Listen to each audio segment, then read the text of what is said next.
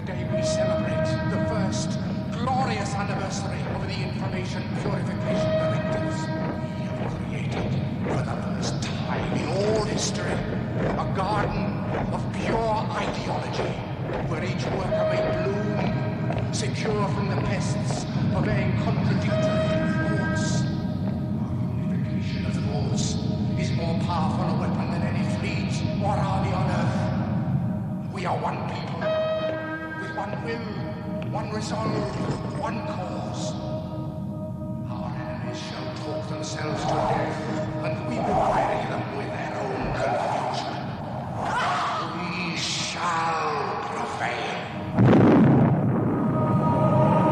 On January 24th, Apple Computer will introduce Macintosh.